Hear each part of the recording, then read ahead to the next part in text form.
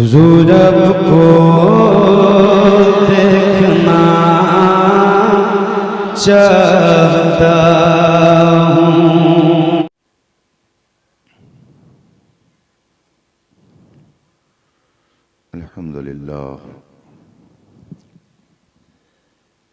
अल्हम्दुलिल्लाहिल्लज़ी अब्दअल अफ़लाक वल अर्दीन वस्सलातु वस्सलामु अला मन कान नबिय्यन व आदमु बैनल माइ वत्तीन व अला आलिहि त्तय्यबीन व अस्हाबिहिल मुतहहरीन व उलमाए उम्मतिहि अजमईन अम्मा बाद। फ़अऊज़ु बिल्लाहि मिनश शैतानिर रजीम। बिस्मिल्लाहिर रहमानिर रहीम। वमन यूतल हिकमत फ़क़द ऊतिया खैरन कसीरा। सदक़ल्लाहुल अज़ीम व सदक़ रसूलुहुन नबियुल अमीनुल करीम व नहनु अला ज़ालिका लमिनश शाहिदीन व शाकिरीन वल्हम्दुलिल्लाहि रब्बिल आलमीन। मिंबर पाक पर जलवा फरमा उलमाए ज़वील एहतराम, तलबे उलूम नबूवत, अइम्मे किराम, शोराए इस्लाम, हाज़रीन बावक़ार, अस्सलामु अलैकुम व रहमतुल्लाहि ताला व बरकातुहू। वालेकुम अस्सलाम व रहमतुल्लाहि ताला व बरकातुहू। हज़रात,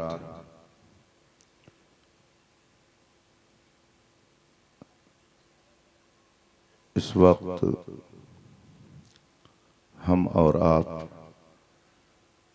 जामिया लतीफ़िया क़ादिरिया की जानिब से मुनाक़िद पैगाम मुस्तफ़ा कॉन्फ्रेंस में हाजिर हैं। मैं मुबारकबादी पेश करता हूँ गिरामी मर्तबत मुफ्ती शमशाद नईमी साहब को और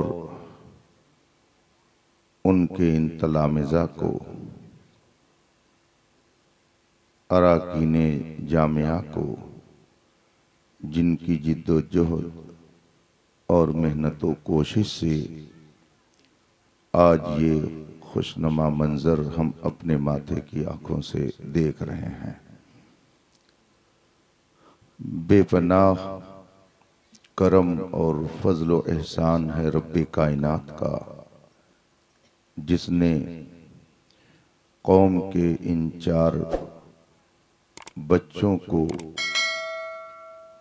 इल्म अता किया और आज इन्हें दस्तारे एजाज़े इल्म से नवाजा गया। सुभान अल्लाह। इनकी तकरीम और इनके एजाज़ में शानदार इजलास मुनाक़िद किया गया। रब ताला इनके इल्म में, फ़ज़ल में, कमाल में खूब खूब बरकतें अता फरमाए। आमीन सुम्मा आमीन। रात के इस वक्त में किसी लंबे चौड़े खिताब का तसव्वुर ज़रा मुश्किल है। मैं थोड़ी देर के लिए आपके दरमियान हूँ। आपने नमाज इशा के बाद से लेकर अब तक नातें सुनी, मनक़बत के अशार सुने, उलमाए किराम के खिताबात से अपने दिल दिमाग को मुअत्तर और मुश्कबार किया। अभी मेरे बाद भी आपको नात मुस्तफ़ा सल्लल्लाहु अलैहि वसल्लम की समाअत का शरफ हासिल करना है। कुछ देर मैं आपके दरमियान हूँ। हज़रत मौलाना शमशाद साहिब ने इस प्रोग्राम में शिरकत के लिए बिला मुबालगा 50 बार फ़ोन किया। इनकी चाहत और इनकी मोहब्बत के लिए मैं रब की बारगाह में दुआ करता हूँ कि अल्लाह उसका बेहतर सिला अता फरमाए। आमीन सुम्मा आमीन। दस्तारबंदी हो चुकी है। आपने इदारे का जो ताउन किया उसका रिजल्ट और नतीजा आप अपने माथे की आंखों से देख रहे हैं। अल्लाह तबारक व तआला आप सबके रिस्क में और जज्बे में और बेहतरी अता फरमाए। हुजूर ताजुश्शरिया अली रहमत व रिज़वान का नारा गली गली गूंजता है। हम सब उनके पैरोकार और हमारे मजहबी पेशवा थे। रब ताला हजरत की तुरबत पर रहमत व नूर की बारिश फरमाए। आमीन सुम्मा आमीन। हजरत ने जो अहकामात और फतावा सादिर फरमाए उसके मुताबिक हमें और आपको रहना चाहिए। अल्हम्दुलिल्लाह मैं कभी इससे राज़ी नहीं रहता कि लोग वीडियो बनाएं। जो बनाते हैं वो खुद उसके ज़िम्मेदार। मना करने के बाद भी अगर वो न माने और मैदान महशर में अगर मुआखज़ा हुआ तो गर्दन उन्हीं की फंसेगी, इसलिए वो इससे डरें। बहुत से लोग मना के बावजूद और वादा करने के बावजूद किसी भी तौर पर ऐसी हरकत करते हैं। अल्लाह उनकी इस्लाह फरमाए। आइए मुस्तफ़ा जान रहमत सरवरी कायनात फ़ख्र मौजूदात नबी मुकर्रम शफ़ी मुअज़्ज़म सल्लल्लाहु अलैहि वसहबी वसल्लम की बारगाह क़ुद्स में दुरूद व सलाम का नजरान अक़ीदत पेश करें और पढ़ें। अल्लाहुम्मा सल्लि अला सय्यदना व मौलाना मुहम्मद मादिल जूद वल करम व आलिहि किराम अजमईन। हज़रात,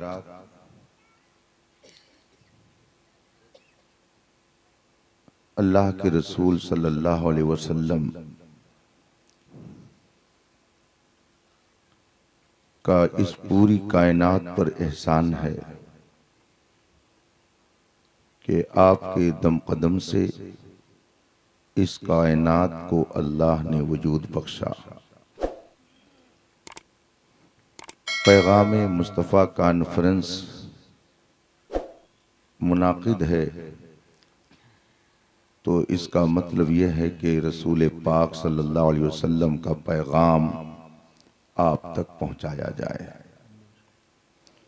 मेरे आका सल्लल्लाहु अलैहि वसल्लम ने मक्के के लोगों को सबसे पहला पैगाम जो पहुंचाया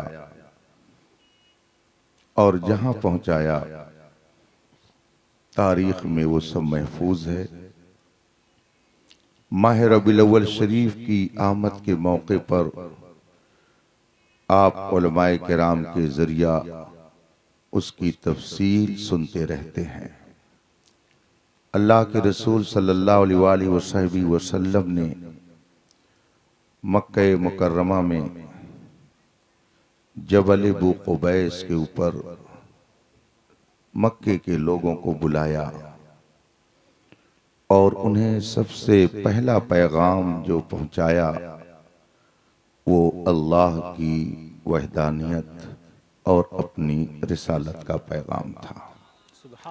ये सबसे पहला पैगाम कि खुदा एक है और मैं उसका रसूल हूँ, ये सबसे पहला पैगाम है। जाहिर सी बात है कि रसूल कायनात सल्लल्लाहु अलैहि वसल्लम ने अहले मक्का को जो सबसे पहला पैगाम बख्शा, इसका मतलब है कि सबसे अहम पैगाम वही है। अगर सबसे अहम पैगाम वो न होता तो उसको बाद में रखा जाता। सबसे पहले उस पैगाम को पेश करके अल्लाह के रसूल सल्लल्लाहु अलैहि वसल्लम ने उसकी अहमियत को उजागर फरमा दिया है।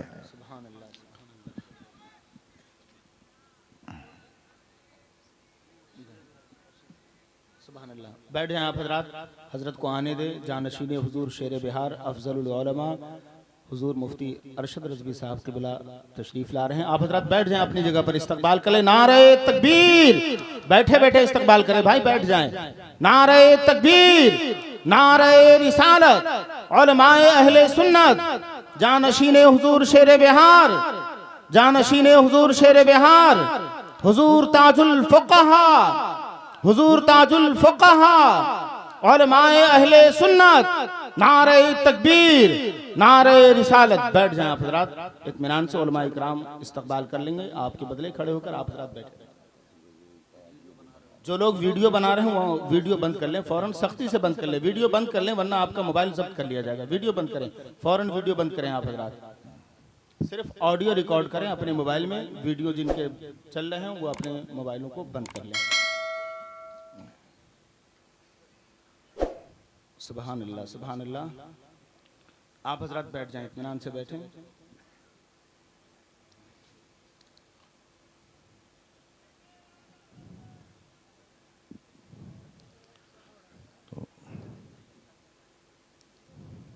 दरूद शरीफ पढ़ लें। अल्लाहुम्मा सल्ली अला सय्यदना व मौलाना मुहम्मद मादिल जूद वल करम वालिल किराम अजमईन। हजरात, आप खुश नसीब हैं कि उलमा और मशाइख आपके दरमियान यके बाद दुई गरे शाम से लेकर अब तक आते रहे हैं, और अभी आप देख रहे हैं कि शहजादे शेर बिहार आपके दरमियान जलवा फरमा हो रहे हैं। कहाँ है?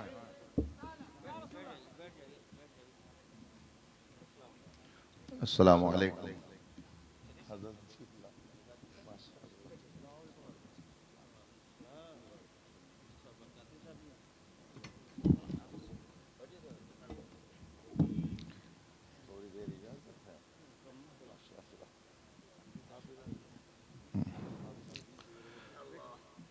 वक्त बहुत कीमती है, आप लोग अपनी जगह पे खामोशी से बैठ जाएं। मैं अर्ज कर रहा था कि अल्लाह के रसूल अलैहिस्सलातु व तस्लीम ने सबसे पहला पैगाम दुनिया वालों के सामने जो रखा वो अक़ीदे तौहीद और अक़ीदे रिसालत का पैगाम था। खुदा एक है, उसके अलावा कोई इबादत के लायक नहीं है, और मैं उसका रसूल हूँ। ये पहला पैगाम था। अगर इसके अलावा कोई दूसरा पैगाम इससे अहम होता तो रसूल पाक सल्लल्लाहु अलैहि वसल्लम सबसे पहले उस पैगाम को रखते, मगर ये पैगाम मुस्तफ़ा है। खुदा एक है, उसके अलावा कोई इबादत के लायक नहीं है। मैं उसका रसूल हूँ और आखिरी नबी हूँ, मेरे बाद क़यामत तक कोई नबी नहीं आ सकता। ये पहला पैगाम था। इसको जहन में रखिए कि ये मुस्तफ़ा जान रहमत का पहला पैगाम है। और साथ ही साथ मैं ये भी अर्ज कर दूं कि इस पहले पैगाम का मुनकिर कौन हुआ, किसने नबी के इस पैगाम को सबसे पहले इनकार किया। और ये भी आपके जहन में होना चाहिए कि रसूल पाक सल्लल्लाहु अलैहि वसल्लम के इस पैगाम को किसने सबसे पहले कबूल किया। पहला पैगाम क्या, इनकार करने वाला पहला शख्स कौन, और इकरार करने वाला सबसे पहला खुशनसीब इंसान कौन है। तारीख में ये सारी चीजें महफूज हो गई हैं। मेरे आका सल्लल्लाहु अलैहि वसल्लम ने सबसे पहला पैगाम अकीदे तौहीद का दिया। इसका मतलब है कि ये बुनियाद है। इस्लाम की सारी इमारतें इसी बुनियाद पर खड़ी हैं। अगर अकीदे तौहीद और अकीदे रिसालत में गड़बड़ी पैदा हो गई तो सारी इमारतें धड़ाम से जमीन पर नीचे आ जाएंगी। उसको आप एक मिसाल से यूं समझ सकते हैं, आप देख रहे हैं आपके इर्द गिर्द अगल बगल दरख्त लगे होते हैं। दरख्त में दो चीजें बड़ी अहमियत की हामिल होती हैं, एक का नाम है जड़ और एक का नाम है शाखें। शाखें दिखती हैं और जड़ जमीन के अंदर होती है।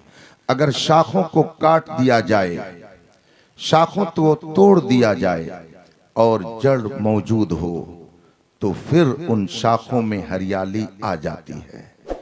दरख्त के अंदर पत्तियां फूल फिर दिखने लगते हैं, लेकिन अगर जड़ काट दी जाए तो जितनी शाखें मौजूद होती हैं वो सब खुश्क होकर सूख कर एक दिन खुद ब खुद टूट कर जमीन पर गिर जाती हैं। इन दोनों चीजों में असल जड़ है।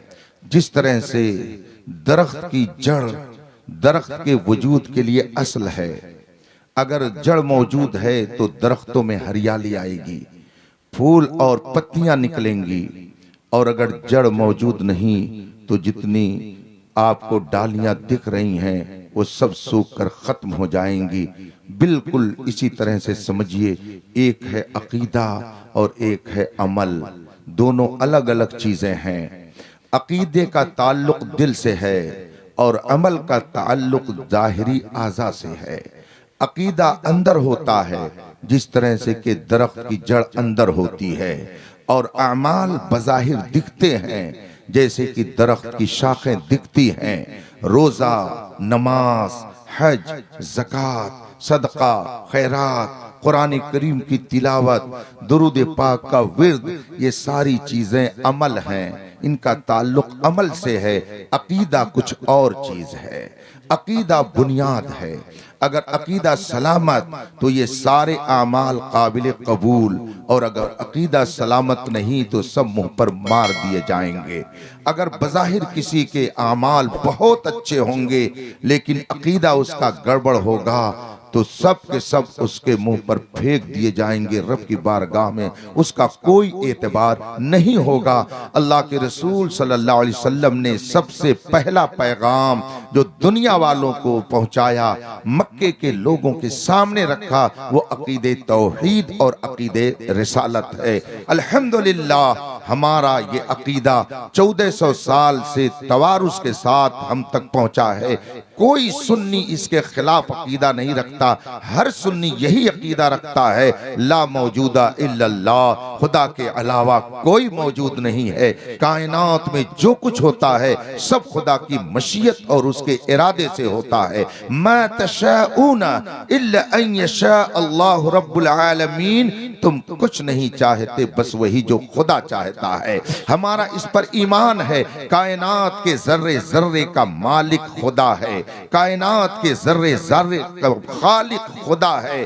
कायनात में जिसको जो कुछ मिलता है खुदा से मिलता है। ये हमारा अकीदा है। इसी बुनियाद पर हम उसके सामने सिर्फ अपनी पेशानी नहीं झुकाते बल्कि अपनी नाक को भी जमीन पर रगड़ देते हैं। ये नाक जमीन पर रगड़ना और सजदा करना ये इस बात का इकरार और एतराफ है कि मौला तेरे अलावा कोई इस कायनात का खालिक व मालिक नहीं है। यही अकीदे तौहीद है। अल्लाह के महबूब ने सबसे पहले उम्मत को जो अकीदा पहुंचाया वो अकीदे तौहीद का। सुभान अल्लाह, सुभान अल्लाह, सुभान अल्लाह, बेशक सुभान। और फिर अल्लाह के रसूल सल्लल्लाहु अलैहि वसल्लम ने आगे ये भी फरमाया, मैं उसका रसूल हूं।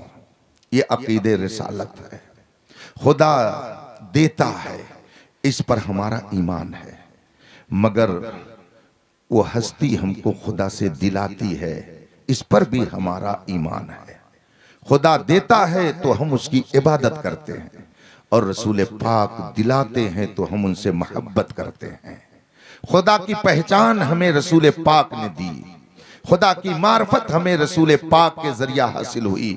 अगर रसूल पाक ने हमें खुदा की पहचान न कराई होती तो हमें खुदा की मार्फत और उसकी पहचान हासिल नहीं होती। खुदा की मार्फत का जरिया रसूल पाक की जात है।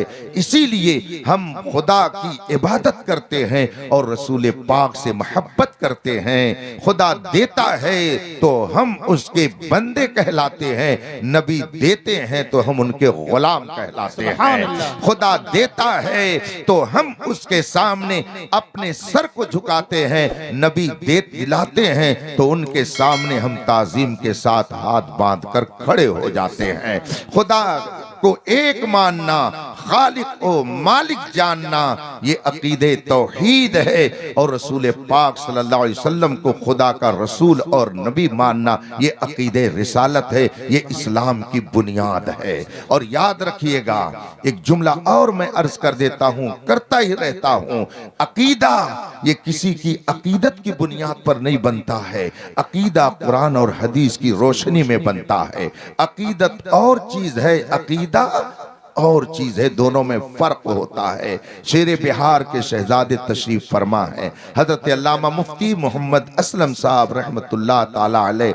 इस इलाके में अल्लाह तबारक व तआला की एक अजीम नेमत थे, अब्रे बहार थे, सुन्नियत के वो एक अजीम मीनार थे। ये मैं जानता हूँ, उनकी खिदमात अल्हम्दुलिल्लाह इस इलाके में बेशुमार हैं, इसीलिए आपको उनसे अकीदत है। लेकिन इस अकीदत की बुनियाद पर अगर आप ये अकीदा बना लें कि वो मुज्तहिद हैं, वो नबी हैं, तो आपका यह अकीदा आपके मुंह पे मार दिया जाएगा। अल्लाह रसूल की बारगाह में इस अकीदे को तस्लीम नहीं किया जा सकता है। अकीदत और चीज है और अकीदा और चीज है। अकीदा कुरान और हदीस से बनता है, अकीदा कुरान और हदीस की रोशनी में तय होता है। अल्लाह के रसूल सल्लल्लाहु अलैहि वसल्लम ने अकीदे तौहीद का पैगाम, अकीदे रिसालत का पैगाम दुनिया वालों को दिया। जब आपने सबसे पहले ये पैगाम दुनिया के लोगों के सामने रखा, तो सबसे पहला वो बदनसीब जिसने इनकार किया, उसका नाम अबू लहब है। वो सामने आता है और एक पत्थर उठाता है अपने हाथ से और उस पत्थर को नबी की तरफ फेंकना चाहता है, तौहीन की नीयत से, नबी को माअज़ल्लाह ईज़ा पहुंचाने की नीयत से हाथों से वो पत्थर को फेंकना चाहता है नबी की तरफ। मेरे मुस्तफा ने उसका कोई जवाब नहीं दिया, मगर गैरते खुदावंदी को यह गवारा न हुआ कि मेरा पैगाम, मेरा महबूब उम्मत तक पहुंचाए और कोई मेरा ही बंदा मेरे नबी की को अजियत पहुंचाए। अल्लाह तबारक व तआला की तरफ से आयत करीमा नाजिल होती है, तब्बत यदा अबी लहब, तब्बत यदा अबी लहब। अबू लहब के दोनों हाथ टूट जाएं। आखिर ये दोनों हाथ टूटने की बात क्यों कही गई? वजह वही है कि उसने अपने दोनों हाथ से नबी की को ईजा पहुंचाने के लिए पत्थर उठा करके फेंका था। तो रब ने कयामत तक के लिए एक इबरत का निशान उसे बना दिया कि हर आने वाला कहेगा, ऐ अबू लहब, तू मेरे महबूब की तरफ पत्थर फेंकने के लिए अपने हाथ को इस्तेमाल कर रहा था। देख, रब ने फरमाया तब्बत यदा अबी लहब, अबू लहब के हाथ टूट जाएं। इसका तर्जमा है अबू लहब के हाथ टूट जाएं। वह तब्बा, और टूट गया। मा अगना अन्हु मालुहु व मा कसब, न उसके माल ने उसको बचाया, न उसकी प्रॉपर्टी और जायदाद ने उसको बचाया। इसका मतलब है कि जो नबी से टकराता है, खुदा उसे कयामत तक के लिए जलीलो रुसवा कर देता है। जो नबी के पैगाम को, नबी के पैगाम का इनकार करता है और नबी की शान में गुस्ताखी करता है, खुदा उसे गवारा नहीं करता है, खुदा उसे बर्दाश्त नहीं करता है। तब्बत यदा अबी लहब, यह आयत बता रही है कि जिसने नबी की शान में गुस्ताखाना अंदाज इख्तियार किया, रब ने कयामत तक के लिए उसे जलीलो रुसवा कर दिया है। और जानते हैं ये अबू लहब कौन था? ये कोई गैर नहीं था, ये नबी करीम सल्लल्लाहु अलैहि वसल्लम की खानदान का था। ये अबू लहब नबी करीम सल्लल्लाहु अलैहि वसल्लम का चचा था, अब्दुल मुत्तलिब का ये बेटा था, हाशमी था, कुरैशी था, मुत्तलिबी था, मक्की था, हिजाजी था, अरबी था, अपनी कौम का एक मुअज़्ज़ज़ शख्स था। मगर नबी की शान में जब उसने गुस्ताखी की तो न उसकी इज्जत ने, न उसके वकार ने उसे बचाया, न उसके रोबो दबदबा ने उसे बचाया, न उसका मक्की होना काम आया, न उसका कुरैशी होना काम आया, न उसका हाशमी होना काम आया, न उसका हिजाजी होना काम आया। इसलिए आप इस बात को याद रखें, चाहे कोई अरब का रहने वाला हो, चाहे कोई अजम का रहने वाला हो, चाहे कोई यूरोप व अफ्रीका का रहने वाला हो, दुनिया के किसी खित्ते का हो और किसी बड़े से बड़े खानदान से उसका ताल्लुक है, मगर जो मेरे मुस्तफा से टकराएगा उसे जलील और रुसवा होना है। ये मैं नहीं कहता, ये मेरे खुदा का फरमान फरमा रहा है। सुभान अल्लाह, सुभान अल्लाह, सुभान अल्लाह। अबू लहब हाशमी था, और जानते हैं लहब का माना क्या होता है?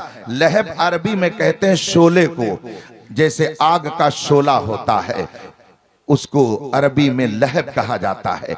अब का माना होता है वाला। अबू लहब का मतलब होता है शोले वाला।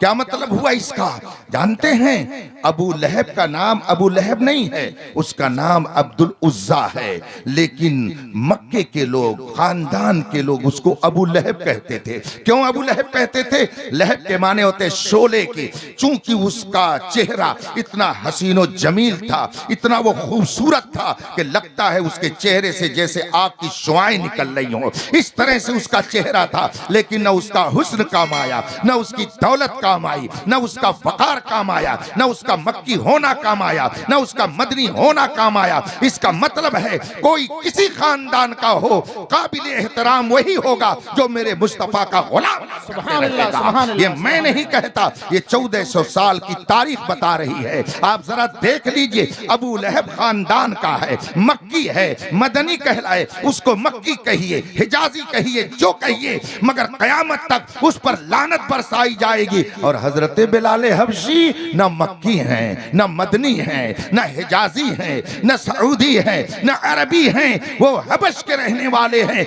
मगर मुस्तफा के गुलाम बन गए तो 1400 साल में उनका कोई जवाब नहीं हो सका। इसीलिए तो कहने वाले ने कहा है कि मोहम्मद से वफा तूने तो हम तेरे हैं, ये जहां चीज है क्या लो। नारे तकबीर, नारे रिसालत, नारे रिसालत, मसलके आला हजरत हुजूर ताजुल फुक़हा, हुजूर ताजुल फुक़हा, उलमाए अहले सुन्नत, नारे तकबीर। खुदा के इस पहले पैगाम को अपने दिलो दिमाग में पूरे यकीन के साथ बैठाए रहिए, और यकीन के साथ जब तक आप इस अकीदे पर कायम नहीं रहेंगे उस वक्त तक रहमत इलाही आपकी तरफ मुतवज्जह नहीं हो सकती है। और यकीन क्या है? आप अपने तौर पर कुछ भी समझे कि हम मानते हैं, फला को मानते हैं, लेकिन यकीन एक अलग दर्जा है, एक अलग इल्म का मेयार है। वो यकीन जिसे हासिल हो जाता है उसके लिए ये कहना बहुत आसान हो जाता है, ये एक जान क्या है, अगर हो करोड़ों तेरे नाम पे सबको वारा करूं मैं। अब जरा यकीन का मतलब जल्दी से मुझसे सुन लीजिए, वक्त बहुत तेजी से गुजर रहा है।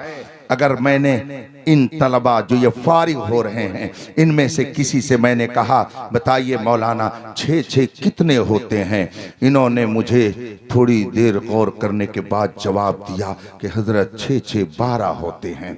मैंने आंख दिखाई, डांट डपट सुनाई और जलाल भरे अंदाज में मैंने कहा कुछ पढ़ा लिखा है मुफ्ती शमशाद साहब से कि ऐसे ही तुमने दस्तार ले लिए, गौर करके बताओ कि 6 कितने होते हैं। तुमने पट से बोल दिया 6 12 होते, गौर नहीं किया, फिर से बताओ। अब सोच में पड़ गए कि हजरत ने डांट दिया है, वाकई कुछ मुझसे गड़बड़ी हो रही है। फिर सोच रहे हैं, सोचने के बाद कहते नहीं हजरत 6 तो 12 ही होते हैं। और फिर जब दोबारा मैंने डांटा तो थोड़ी देर और सोचने लगे। इसका मतलब है कि अभी इनको यकीनी इल्म नहीं था, अभी इनको यकीनी इल्म नहीं था। यकीन अगर होता तो ये फौरन कहते हजरत पूरी दुनिया एक तरफ हो जाए, लेकिन जो मैंने पहले कहा है वही अब भी कहूंगा, 6 12 ही होते हैं, 13 नहीं होते हैं। अब फिर मैंने डांटा। अब इनके ऊपर न ताजुल फुक़हा का लक़ब असर कर रहा है, न मुनाज़िर अहले सुन्नत से इनको कुछ लेना देना है, न दारुल उलूम अलीमिया के सदर शोबा की हैसियत इनकी नजर में है। और ये चैलेंज करके कहते हैं हजरत माफ कीजिएगा, आप कुछ भी हैं, मुझको उससे इनकार नहीं, लेकिन 6 12 ही होते होते हैं, पूरी दुनिया इसके खिलाफ कहे, मगर मैं वही कहूंगा जो मुझे यकीन से मालूम है। जब ये मंजिल आ जाएगी, अब हम कहेंगे शाबाश मौलाना, वाकई आपको यकीनी इल्म हासिल है, आपका ये इल्म पुख्ता है, इसको यकीन कहा जाता है। आप जरा सी मुश्किल में पड़ते हैं तो फौरन इधर उधर बहकने लगते हैं। अकीदे तौहीद ये है, खुदा पर यकीन का माना ये है। पूरे हिंदुस्तान के लोग आपको कलमा पढ़ने की वजह से जलील करना चाहें, मारना चाहें, लेकिन आप यही कहें खुदा एक है, पूरी कायनात इसके खिलाफ कहे, मगर मैं यही कहूंगा खालिक एक है, कायनात का मालिक एक है। इसे यकीन कहा जाता है। जब ये मंजिल हासिल हो जाएगी तो आप कहेंगे हर जफा हर सितम गवारा है, इतना कह दे कि तू हमारा है। जब इस यकीन की मंजिल पर आ पाएंगे, और जब तक ये यकीन नहीं होगा उस वक्त तक रहमते इलाही को आप मुंतजिर होकर के देखते रहिए, मगर वो आने वाली नहीं है। बिलाल हबशी को अकीदे तौहीद पर यकीन था, इसीलिए जब दुश्मन आपको रेतीली जमीन पर तपते हुए रेत पर लिटा देता और ऊपर से गर्म पत्थर रख देता, और उधर से अगर कोई सहाबी गुजरता और हजरत बिलाल की इस मुश्किल को देख करके उसकी आंखों में आंसू आ जाता, तो हजरत बिलाल उसे ज़बान हाल से कहते आप परेशान न होइए, आपको परेशान होने की जरूरत नहीं है। सहाबी कहते ए बिलाल, तुम्हारी इस अजियत को देख करके मैं बर्दाश्त नहीं कर सका, मुझसे बर्दाश्त नहीं हो रहा है, बड़ी अजियत उठा रहे हो।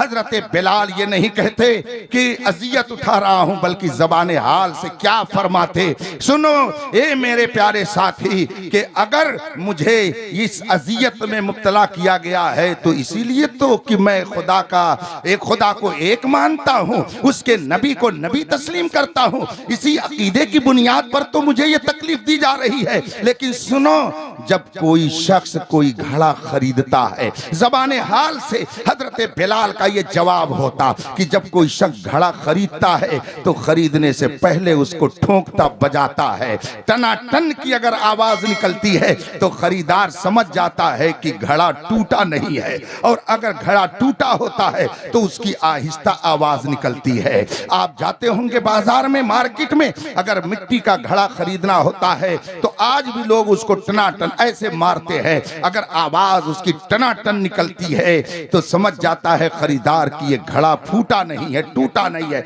और अगर उसकी आवाज में तब्दीली हो जाती है, आवाज बदल जाती है, भद भद की आवाज आती है, आहिस्ता आवाज आती है, खरीदार समझता है कि ये कच्चा होगा, ये टूटा हुआ होगा। बिल्कुल ऐसे ही आवाज पर समझिए कि जब कोई चीज पुख्ता होती है तो उसकी आवाज में टनटनाहट होती है। आप कहते तो हैं कि हम टनाटन सुन्नी है, लेकिन टनाटन सुन्नी का मतलब ये होता है कि दुश्मन अगर आग में डालना चाहे तब भी आप ये कहें खुदा एक है, उसके अलावा कोई दूसरा इबादत के लायक नहीं। बेशक, सुभान अल्लाह, सुभान अल्लाह, जिंदाबाद जिंदाबाद। हजरत बिलाल हबशी ज़बान हाल से कहते ए मेरे अहबाब, आप तकलीफ ना मुझसे तकलीफ में, मेरी तकलीफ को देख करके तकलीफ में ना आए। जब कोई शख्स घड़ा खरीदता है तो उसको आजमाता है, मेरा रब भी मुझे खरीद रहा है, वो भी मुझे आजमा रहा है कि बिलाल कलमे तौहीद में पक्का है कि कच्चा है।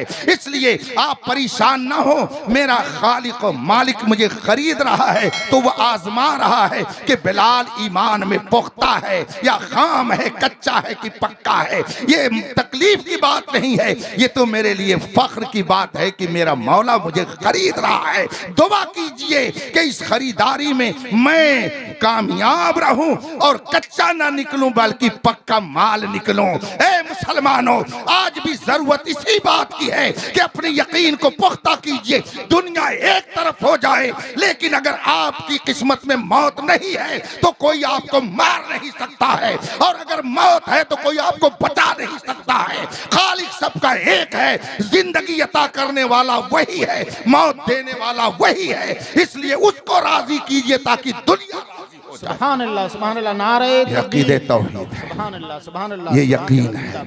हमारा नौजवान जो गूगल का नौजवान है, ये गूगल का स्कॉलर है, ये यूट्यूब का मुसलमान है। जरा किसी ने इनको समझा दिया यूट्यूब के जरिया, अरे हुजूर को इल्म गैब नहीं था, फलां हदीस में लिखा है। ये सुबह मुफ्ती शमशाद साहब के पास पहुंच गए। हजरत वो रात गूगल में हमने सर्च किया तो एक बहुत अच्छी तकरीर करने वाला कह रहा था, बहुत बड़े मौलाना लग रहे थे, वो तकरीर में कह रहे थे हुजूर को इल्म गैब नहीं है, हुजूर ये नहीं जानते, हुजूर वो नहीं जानते हैं। अब शक और तरद्दुद में पड़ गया। इसका मतलब है कि अभी उसे यकीन ही नहीं था। अगर यकीन होता तो आंख बंद करके कहता हमें इसे नहीं सुनना है, हम तो वही कहेंगे जो 1400 साल से रसूल पाक के जरिया हम तक अकीदा पहुंचा है और जिसको बरेली के इमाम अहमद रजा ने बताया है। और कोई गैब क्या, तुमसे नेहा हो भला जब ना खुदा ही छुपा तुम। सुभान अल्लाह, सुभान अल्लाह, जिंदाबाद जिंदाबाद, सुभान अल्लाह। आज जरा सा किसी ने शक तरद्दुद में डाला तो आप भी कंफ्यूजन का शिकार हो गए और पहुंच गए हजरत के पास। हजरत जरा ये बताइए, आपको तो अल्हम्दुलिल्लाह इस तरह से मुस्तहकम यकीन, पुख्ता यकीन रखना चाहिए कि अगर ख्वाब में भी आपसे कोई पूछ लो कि तुम्हारे नबी की क्या शान है तो आप कह दीजिए सबसे औला वाला हमारा नबी, सबसे बाला वो वाला हमारा नबी। कोई ख्वाब में भी पूछे कि तुम नबी को जिंदा समझते हो या माज़अल्लाह मुर्दा, ख्वाब में भी जवाब दे दीजिए तू जिंदा है वल्लाह, तू जिंदा है वल्लाह, मेरी चश्मे आलम से छिप जाने वाले। अगर कोई ख्वाब में भी आपसे कह दे नबी कुछ नहीं देते हैं तो ख्वाब में भी चैलेंज कर दीजिए, कौन देता है, देने को मुँह चाहिए, देने वाला है सच्चा हमारा। सुभान अल्लाह, सुभान अल्लाह। जब इस यकीन के साथ सुन्नी बन के रहिएगा तब टनाटन कहलाइएगा। टनाटन जो होता है आवाज, ये टनाटन की पुख्तगी की अलामत होती है।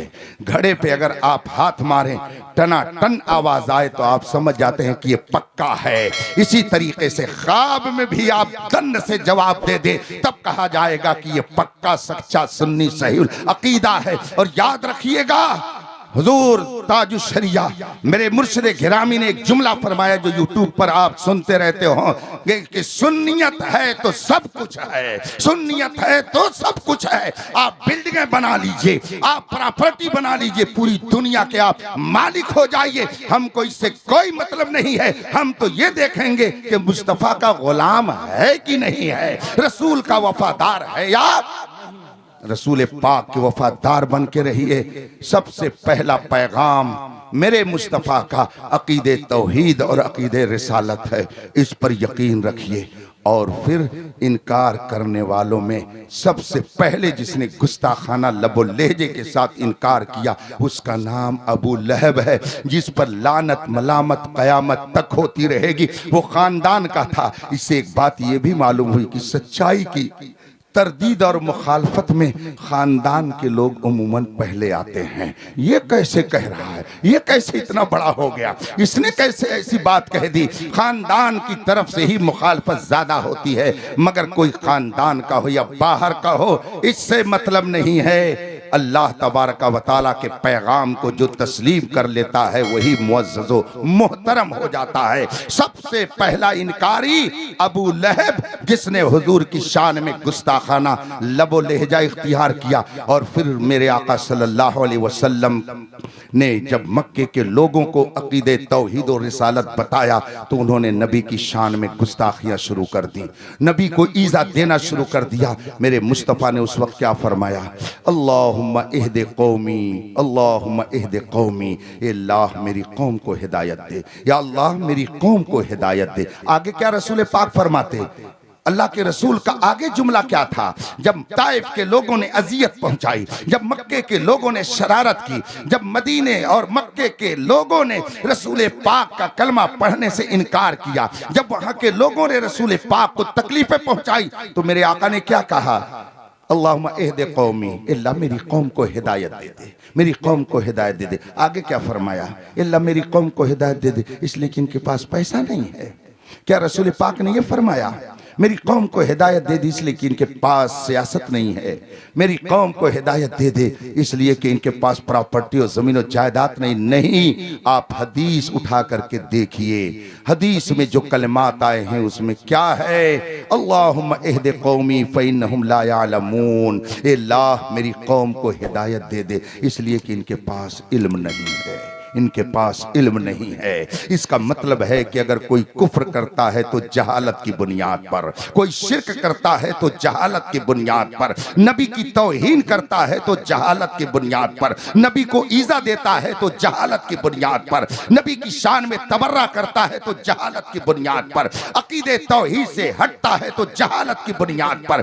जहालत ये सारी बीमारियों की जड़ है, सारी बुराइयों की जड़ जहालत है। आप बताइएगा, क्या आपने कभी शेरे बिहार हजरत मुफ्ती असलम साहब अलैहि रहमा को माअज़ल्लाह किसी बारात में रक्स करते हुए, नाचते हुए आपने देखा? उनके शहजादे को कभी आपने देखा? इन उलमाए किराम को कभी आपने देखा? क्यों नहीं देखा आपने? क्यों आपने इनको महफिल में शराब पीते हुए नहीं देखा? क्यों आपने इनको शराब पीकर दूसरों की बेइज्जती करते हुए क्यों नहीं आपने देखा? इसलिए कि आप कहेंगे हजरत इनके पास इल्म है, ये आलिम है। इसका मतलब है कि इल्म सारी बुराइयों से रोक देता है और जहालत सारी बुराइयों का दरवाजा खोल देता है। अगर कोई शिर्क करता है तो अपनी जहालत की बुनियाद पर। इसलिए मैं कहता हूं, कोई चाहे दानिश्वर कहलाए, चाहे कोई इंजीनियर कहलाए, चाहे कोई डॉक्टर कहलाए, चाहे कोई मास्टर कहलाए, चाहे कोई लायर कहलाए, जिसने अपने खालिक व मालिक को नहीं पहचाना वो कुछ भी नहीं हो सकता है। खुदा का शुक्र है कि उसने हमें अपनी पहचान के लिए अपने महबूब को भेजा, तो हमने अजमत मुस्तफा को भी जाना और मारिफत खुदा भी हासिल कर ली। इसीलिए कोई मोमिन जाहिल हो ही नहीं सकता है। जाहिल तो वो है जिसे ना खुदा की पहचान हासिल हो ना मुस्तफा। सुभान अल्लाह, सुभान अल्लाह, सुभान अल्लाह, जिंदाबाद, जिंदाबाद। सारी बुराइयों की जड़ जहालत है। शिर्क और कुफ्र की गंदगी जहालत की बुनियाद पर आती है। इसीलिए मेरे मुस्तफ़ा फरमाते अल्लाहुम्मा इहदि कौमी, ए अल्लाह मेरी कौम को हिदायत दे, इसलिए कि इनके पास इल्म नहीं है। नबी करीम सल्लल्लाहु अलैहि वसल्लम ने अकीदे तौहीद कौम के सामने रखा और उसके बाद में जब वही का सिलसिला शुरू हुआ तो इकरा इकरा, पढ़ो पढ़ो पढ़ो, ये पैगाम खुदा है। अल्लाह के रसूल ने ये पैगाम पहुंचाया, पढ़ो। जब पढ़ोगे, दुनिया आज कह रही है पढ़ोगे तब आगे बढ़ोगे, मगर 1400 साल पहले मेरे मुस्तफ़ा ने ऐलान फरमाया इकरा इकरा इकरा, पढ़ो। पढ़ोगे तो तुम्हें अल्लाह और रसूल की मार्फत हासिल होगी, पढ़ोगे तो तुम्हें दुनिया में वकार मिलेगा, इज्जत मिलेगी, रोबो दबदबा मिलेगा। अगर तुम पढ़ोगे, अगर पढ़ने से पहले तुम घास छिलते थे, पढ़ोगे तो महलों में रहने लगोगे। इल्म आ जाएगा तो तुम महल्लात में जगह लेकर के वहां तुम जिंदगी गुजारोगे। अगर पढ़ोगे और पढ़ोगे तो तुम्हारा मकाम बहुत बुलंद हो जाएगा। इकरा ये पैगाम खुदा है, पढ़ो पढ़ो। पढ़ोगे तो अल्लाह तबारक व तआला तुम्हें दुनिया और आखिरत में सुरखरुई अता फरमाएगा। अल्हम्दुलिल्लाह इन हजरात ने पढ़ा पढ़ा और पढ़ा तो अल्लाह तबारक व तआला ने इनको दिया बढ़ा। अब इतना बढ़ाया कि चाहे गांव का चौधरी हो या गांव का मिनिस्टर हो, वजीर हो, प्रधान हो, अगर वो आलिम और हाफिज नहीं है तो उसके कहने से कोई नहीं झुकेगा। और जो ही इस हाफिज कुरान ने मुसल्ला संभाला और अल्लाहु अकबर कहा तो बगैर कहे हुए प्रधान जी भी वैसे ही करेंगे जैसे इमाम साहब ने कहा है। अगर इमाम साहब रुकू में गए तो ऐसा हो नहीं सकता है कि मुक्तदी अगर मिनिस्टर हो, वजीर हो, वो कहे कि आपके कहने से थोड़ी मैं जाऊंगा, मैं अपने कहने से जाऊंगा। और अगर उसने ऐसा किया तो उसकी नमाज ही नहीं होगी। उसे झुकना है कब? जब इमाम झुकेगा। उसे सजदे में जाना है कब? जब इमाम सजदे में जाएगा। ये मकाम इल्मे दीन मुस्तफा की बदौलत अल्लाह ने उस शख्स को अता कर दिया जिसने अपने आप को इल्मे दीन मुस्तफा के रास्ते में लगा दिया है। खुदा का करम है, खुदा का एहसान है कि आपकी आबादी में वो इदारा कायम जहां पर इल्मे दीन मुस्तफा पढ़ा और पढ़ाया जा रहा है और ये तलबा वहां से फारिग हो रहे हैं। अल्लाह तबारक व तआला इनके इल्म में, उम्र में बरकत अता फरमाए। मैंने एक हदीस शरीफ पढ़ी, किसी शख्स ने हजरत अब्दुल्ला इब्ने अब्बास या अब्दुल्ला इब्ने मसूद रज़ियल्लाहु तआला अन्हु से सवाल किया, लोगों की हलाकत कब है? लोग हलाक कब होंगे? लोग बर्बाद कब होंगे? लोगों की बर्बादी की पहचान क्या है? हजरत अब्दुल्लाह रज़ी अल्लाह ताला अन्हु ने फरमाया कि लोगों की हलाकत की पहचान यह है कि उस गरोह में, उस कौम में आलिम दीन न रह जाए। आलिम दीन ख़त्म तो इसका मतलब यह है कि कौम हलाक व बर्बाद हो जाएगी। खुदा का शुक्र अदा कीजिए कि अभी आपकी कौम में उलमाए दीन मौजूद हैं। खुदा का शुक्र अदा कीजिए। और इनका मकाम क्या है? इल्म दीन मुस्तफ़ा की बरकत से इनका दर्जा क्या है? इमाम अहले सुन्नत आला हज़रत रज़ी अल्लाह ताला अन्हु ने फतवा रज़विया शरीफ में एक हदीस कोट फरमाई और रसूल पाक सल्लल्लाहु अलैहि वसल्लम का एक इरशाद नक़ल फरमाया। फतवा रज़विया में ये मौजूद है। आला हज़रत फरमाते हैं कि हदीस में फरमाया गया, एक आम आलिम और एक आम मुसलमान और एक आलिम के दरमियान दर्जों की जो बुलंदी है, आला हजरत फरमाते हैं कि एक आलिम और एक आम मोमिन के दरमियान 700 साल के रास्ते की बुलंदी है दर्जे के एतबार से। 700 साल तक एक आम मोमिन चलता रहे 700 साल तक जब चलेगा तब जाकर के कहीं एक आलिम के दर्जे पर वो पहुंच पाएगा। इतना ऊंचा मकाम है एक सच्चे आलिम दीन का। ये दुनिया में अल्लाह की तरफ से उसे ये इनाम मिला और फिर जब मैदान महशर कायम होगा तो इनका जलवा क्या होगा। बस हदीस शरीफ सुना करके मैं आपसे रुखसत हो जाऊंगा। देखिए तकरीबन आपसे 50 मिनट हो गया गुफ्तगू करते हुए, अभी बहुत कुछ आपको सुनना है और इंशाअल्लाह सुबह तक सुनते रहेंगे। जब मैदान महशर कायम होगा, हमारा इस पर यकीन है कि एक दिन मरना है और मरने के बाद उठना है। किसी और के यहाँ इसका अकीदा ना हो न सही, मगर हमें यकीन है कि मरने के बाद उठना और हिसाब व किताब होगा। इस पर यकीन रखिए। मैदान महशर कायम होगा, एक तरफ उलमा होंगे, एक तरफ मुजाहिदीन फी सबीलिल्लाह होंगे और दूसरी तरफ वहीं पर इबादत गुजार होंगे। मैदान महशर कायम होगा, अल्लाह तबारक व तआला की तरफ से हुक्म होगा, ऐ इबादत गुजारो, ऐ दीन के रास्ते में लड़ने वालों, उदखुलुल जन्ना, जाओ जन्नत में चले जाओ, जन्नत में चले जाओ। तो जितने इबादत गुजार होंगे और जितने भी मुजाहिदीन फी सबीलिल्लाह होंगे वो सब जन्नत की तरफ जाने लगेंगे। उलमा वहीं खड़े रहेंगे और जब वो देखेंगे कि हमारे लिए ऐलान नहीं हुआ, अल्लाह ताला ने इनके लिए ऐलान फरमा दिया। यह हदीस शरीफ का मैं मफहूम सुना रहा हूँ, दास्तान अलिफ लैला नहीं सुना रहा हूँ।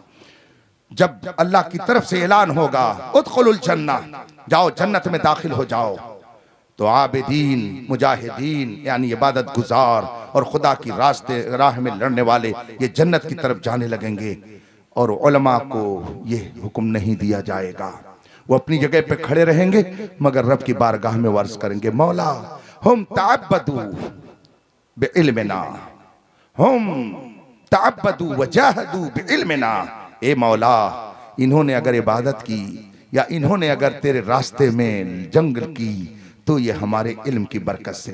अगर हमने इनको न बताया होता कि नमाज कैसे पढ़ी जाती है तो ये भला नमाज कैसे पढ़ते। अगर हमने न बताया होता कि तहारत कैसे की जाती है तो ये तहारत का तरीका कैसे जानते। ए मौला, अगर हमने न बताया होता कि तेरे रास्ते में जिहाद करने और जंग करने का क्या फायदा है, तो हम अगर ये फजीलत न बयान करते तो ये कैसे तेरी राह में अपनी जान कुर्बान करते। मौला, जिन्होंने इबादत की वो हमारे इल्म के जरिया और जिन्होंने तेरी राह में अपनी जान दी वो हमारे इल्म की बदौलत। मौला, तूने इनको जन्नत में जाने का परवाना दे दिया और हमें तूने हुक्म नहीं दिया कि हम भी जन्नत में जाएं। अल्लाहु अकबर। जब उलमा रब की बारगाह में क़यामत के दिन ये अर्ज करेंगे और वहां इबादत गुजारों को और मुजाहिदीन को जब जन्नत में जाने का परवाना मिल जाएगा, उलमा खड़े होंगे, ये अर्ज करेंगे, मौला इन्होंने जो कुछ भी किया वह हमारे इल्म की बदौलत इनको जन्नत में जाने की इजाजत मिल गई, हमें नहीं मिली। जब ये अर्ज करेंगे रब की बारगाह में,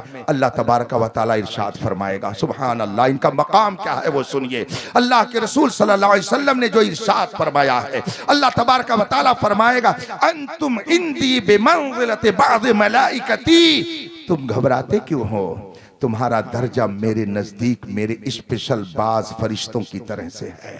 तुम आम लोगों की तरह से नहीं हो, तुम्हारा दर्जा फरिश्तों की तरह से है। अगर वो जा रहे हैं तो उनको जाने दो। अब ये जब सुनेंगे रब की तरफ से इतनी बात तो खामोश हो जाएंगे, और कुछ देर के बाद खुदा की तरफ से ऐलान होगा, खुदा की तरफ से आवाज आएगी, निदा दी जाएगी, जाओ ए गरोहे उलमा, जाओ जाओ और जिस जिसकी चाहो तुम शफात कर लो, जिस जिसकी चाहो शफात करो, जाओ जिस जिसको जन्नत में लेके जाना चाहो जाओ। उन्होंने अपने लिए किया तो वो जन्नत में जा रहे हैं, मगर तुम्हें तन्हा नहीं जाना है। अगर तुम दुनिया में जमात के साथ रहते थे तो यहाँ भी तुम जमात ही के साथ जाओगे। जाओ तुम इश्फाऊ, जाओ शफात करो, तुम जाकर के शफात करो। अब ये उलमा जब खुदा की तरफ से इजाजत पाएंगे, अब नजर दौड़ाएंगे किसने दुनिया में मेरे साथ हुस्ने सलूक किया था, कौन कौन मेरा था, किसने किसने मेरी ताज़ीम की थी। यहाँ मामला कुछ और है, वहाँ मामला कुछ और होगा। इतने लोग यहाँ पर मौजूद हैं, अगर सुबह को मुझे आप कहीं पर देख लें तो आप जरूर पहचान जाएंगे कि अख्तर हुसैन कादरी है, रात इसी ने तकरीर की थी, रात यही बैठ करके वहाँ पे गुफ्तगू कर रहा था, आप आसानी से पहचान लेंगे। लेकिन अगर आप ये मुझसे तवक्को रखें कि मैं भी आप में से सबको पहचान लूंगा तो ऐसा नहीं हो पाएगा। आप में से हर कोई मुझे पहचान लेगा सुबह को, लेकिन मैं आप में से सबको नहीं पहचान पाऊंगा। अगर दो चार को पहचान लूं तो बड़ी बात है, यहाँ पे यह हाल है। मगर मैदान महशर में इसका उल्टा होगा, इसका बरक्स होगा। मैदान महशर कायम होगा आलिम दीन के साथ जिसने दुनिया में कोई सलूक किया होगा, कोई अच्छा बर्ताव किया होगा, हर एक पर नजर डालेगा वो आलिम। और मैं तो रब के करम से ये उम्मीद करता हूं, उसकी रहमत से उम्मीद है कि जितने लोग वहां से लेकर के आए यहां तक, अगर ये जन्नत में गए तो जन्नत में जाने से पहले इनको भी मैदान महशर का सामना करना पड़ेगा। और इंशाअल्लाह हम सब वहां रहेंगे और एक एक करके वहां पर सबको पहचान लिया जाएगा। ये फला है, ये मौला हम इसकी शफाअत करना चाहते हैं, मौला तो इसकी मगफरत फरमा दे, इसने हमारे साथ ये सलूक किया था, मौला इसकी मगफरत फरमा दे, मौला इसने हमारे साथ ये अच्छा सलूक किया, इसकी मगफरत फरमा दे। एक जम्मे गफीर की वो आलिम शफाअत करवाएगा और रब्बे कदीर आलिम की शफाअत उन सब के हक में कबूल फरमा लेगा और एक जम्मे गफीर लेकर के वो आलिम जन्नत में जाएगा। सुभान अल्लाह, सुभान अल्लाह। ये जन्नत में जाने से पहले ये आलिम का एजाज होगा। जहां नफसी नफसी का आलम हो, वहां अगर ये उलमा आपको जन्नत में ले जाने के लिए शफाअत करे रब की बारगाह में, इससे बड़ा एजाज और क्या हो सकता है। रब्बे कदीर अपने करम से हम सबको इल्म और अमल की दौलत से माला माल फरमाए। बस आखिरी बात, फितनों का दौर है, फितनों का दौर है। अकीदा भी बिगाड़ने की कोशिश हो रही है, आमाल भी खराब किए जा रहे हैं। और शरबते रूह अफजा, रमजान आ रहा है, चंद दिन के बाद रमजान आएगा, अल्लाह उसकी बरकतें लेने की हमें सआदत अता फरमाए। रमजान आ रहा है, शरबत उसके दरमियान लोग इस्तेमाल ही करते हैं। शरबते रूह अफजा में जहर घोल करके पिलाने की पूरी कोशिश पूरी दुनिया की तरफ से हो रही है। इसलिए रफीकान मोहतरम, अगर आप चाहते हैं कि आपका अकीदा सलामत रहे, आपके अच्छे अमाल सलामत रहें, आपकी तहजीब, आपका कल्चर, आपकी सकाफत सलामत रहे, अगर आप चाहते हैं आपका ईमान और अकीदा सलामत रहे, तो फितनों के इन हुजूम में, फितनों के इस दौर में अगर आप अपनी सेफ्टी चाहते हैं, हिफाजत चाहते हैं, तो हिफाजत का सबसे मजबूत किला वो है जिसे मसलके आला हजरत कहा जाता है। याद रखिएगा, इसी किले के अंदर रहिएगा। मेरे मुर्शिदे गिरामी हुजूर ताजुश्शरिया पैगाम देते हुए फरमाते हैं, जिंदगी ये नहीं है किसी के लिए, जिंदगी है नबी की, नबी के लिए ना समझ मरता है, जिंदगी के लिए जीना मरना है सब कुछ नबी के लिए। मसलके आला हजरत पे कायम रहो, जिंदगी दी गई है। मैं आप सबको मुबारकबादी पेश करता हूँ। अल्लाह तबारक व तआला आप सबके ईमान की, अकीदे की हिफाजत फरमाए। और आजकल जो फितना चल रहा है, कोई किसी सहाबी को बुरे अलकाब से याद करता है, कोई किसी सहाबी की शान में गुस्ताखी करता है, ऐसे सारे लोग किलाबे अहले नार हैं, जहन्नमियों के कुत्ते हैं। ये मैं नहीं कहता, ये 1400 साल के अकाबिर की का इरशाद है, उनकी बात है। बल्कि हजरत अमीर मुआविया के बारे में तो बाकायदा ये फरमाया गया, वमन यकुन यतअन फी मुआविया फहुवा कल्बुम मिन किलाबिल हाविया। जो हजरत मुआविया की शान में तबर्रा करे, उन पर तानो तशनी करे, वो जहन्नम के कुत्तों में से ये कुत्ता है।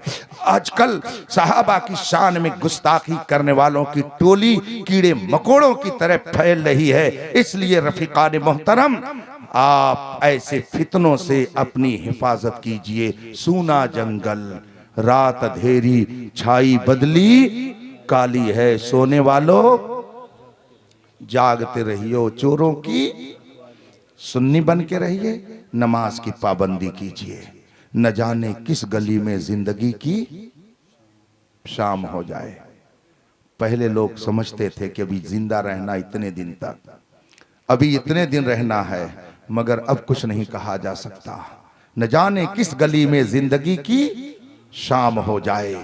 आप इसको जहन में रखिए। मैं ये नहीं कहता कि आप पैसे न कमाइए। पैसे अगर नहीं रहेंगे तो इतना शानदार स्टेज कैसे लगेगा? पैसे अगर नहीं रहेंगे तो इतने उलमा कहाँ से आएंगे? पैसे अगर नहीं रहेंगे तो इदारा कैसे चलेगा? पैसे अगर नहीं रहेंगे तो शानदार मस्जिद कैसे बनेगी? मैं ये नहीं कहता पैसे न कमाएं, पैसे कमाइए और खूब कमाइए। डॉक्टर बनिए और अच्छे डॉक्टर बनिए। इंजीनियर बन रहे हैं, शानदार इंजीनियर बनिए। लायर और एडवोकेट बन रहे हैं, शानदार लायर बनिए। डॉक्टर, प्रोफेसर और टीचर बन रहे हैं तो शानदार डॉक्टर और प्रोफेसर और टीचर बनिए। आलिम बन रहे हैं तो शानदार आलिम बनिए। हाफिज बन रहे हैं तो शानदार हाफिज बनिए। आप मुफ्ती बन रहे हैं तो शानदार मुफ्ती बनिए। फकीह बन रहे हैं तो शानदार फकीह बनिए। पीर बन रहे हैं तो शानदार पीर बनिए। सब बनिए। इस्लाम ने इन चीजों से रोका नहीं है, मगर सबसे पहले मुस्तफा के वफादार बनिए। कुछ भी बनिए, मगर सबसे पहले मुस्तफा के वफादार बनिए। दहर में इसमें मोहम्मद से उजाला कर दो।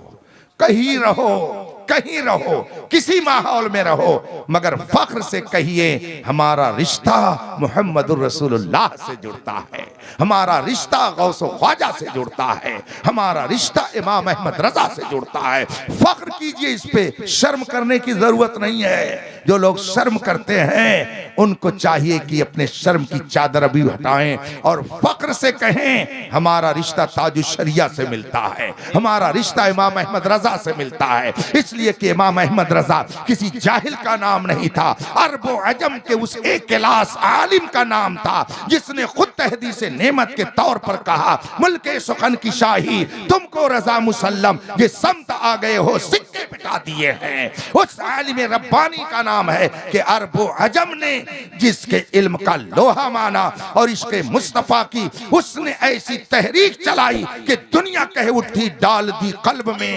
अज़मत मुस्तफ़ा सैयदी आला हजरत पे लाखों सलाम। फख्र से कहिए कि हमारा रिश्ता इन बुजुर्गों से मिलता है। नमाज की पाबंदी कीजिए, कसरत से दरूद शरीफ पढ़िए, उलमा का एहतराम कीजिए, माँ बाप की खिदमत कीजिए और प्यार बांटिए। अपनों के दरमियान नफरत मत बांटिए। ये जमाना अपनों में नफरत फैलाने का नहीं, बल्कि हर अहले ईमान का दूसरे से मोहब्बत करने का वक्त है। आप रमज़ान के महीने का एहतराम कीजिए, रोज़ा रखिए। मैं नौजवानों से कहूँगा, आप कहीं भी रहें, मगर आप अपने आप को रसूल पाक का एक वफादार उम्मती बना के रखें। जो खुदा अपने दुश्मनों को रिज़्क़ देता है, जिस महबूब के सदक़े में अल्लाह अपने दुश्मनों को रोज़ी देता है, आपको क्यों नहीं देगा? आपको क्यों नहीं इज्जत देगा? दोस्तारा कुजा कुनी महरूम तू की बात दुश्मना नजरदारी। ए मौला, जब तू दुश्मनों को रोजी देता है जो तेरा कलमा नहीं पढ़ते हैं, जब तू उन्हें रिस्क देता है, तो हम तो तेरे महबूब का कलमा पढ़ते हैं, हमें तू कैसे भूल जाएगा? इस पर यकीन रखिए। इंशाअल्लाह जितने दिन दुनिया में जिंदा रहना लिखा है रहेंगे, कोई खत्म नहीं कर सकता है। बस शर्त यह है कि आपका यकीन अल्लाह रसूल के इरशाद पर इतना मजबूत हो कि सोते हुए में भी कोई पूछे तुम कौन हो तो कह दो अल्हम्दुलिल्लाह मैं मुस्तफा का वफादार सुन्नी सहीउल अकीदा हूँ। वाखिर दावाना अनिल हम्दुलिल्लाहि रब्बिल आलमीन। अस्सलामु अलैकुम।